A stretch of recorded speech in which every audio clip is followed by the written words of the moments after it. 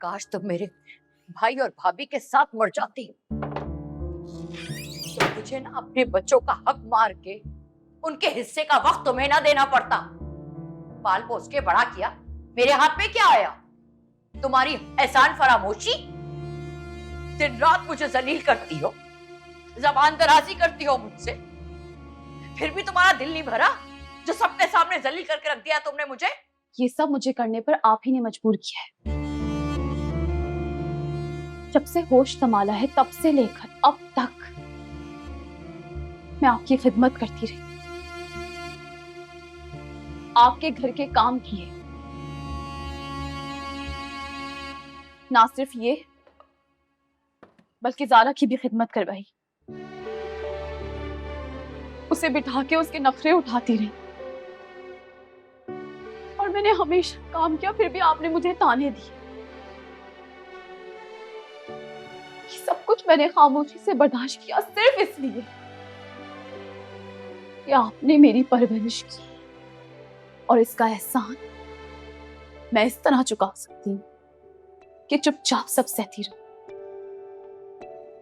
बाबा की कितनी जायदाद है और उसका कितना किराया आता है मैं अच्छी तरह से जानती हूँ, लेकिन कभी कभी भी मैंने आपसे हिसाब मांगा है। तुम क्या समझ रही हो? तुम्हारे बाप की जायदाद पे पल रहे हैं हम? ऐसी किसी खुशफहमी में मत रहना। मेरी अपनी बड़ी जायदादें हैं। तुम्हारे बाप का तो सिर्फ एक मामूली सा मकान है जिसका किराया आता है। बाबा की जायदाद की पूरी तफसील मौजूद है मेरे पास। बाबा के पास ना सिर्फ घर था बल्कि दुकानें भी थी, और आपके पास ओल्ड एरिया में सिर्फ 2 दुकानें।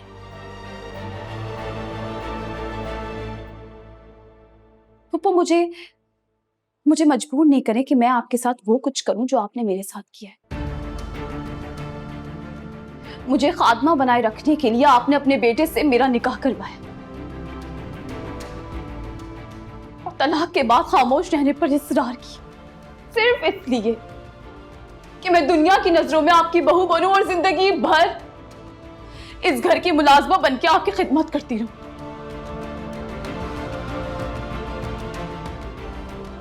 मैं बेचारी बन के जिंदगी नहीं गुजारना चाहती पुप्पो, जो आप चाहती हैं। और ये सब जानने के बावजूद अगर मैं खामोश रहूं और अपने लिए स्टैंड ना लूं तो मेरे तालीम याफ्ता होने का क्या फायदा?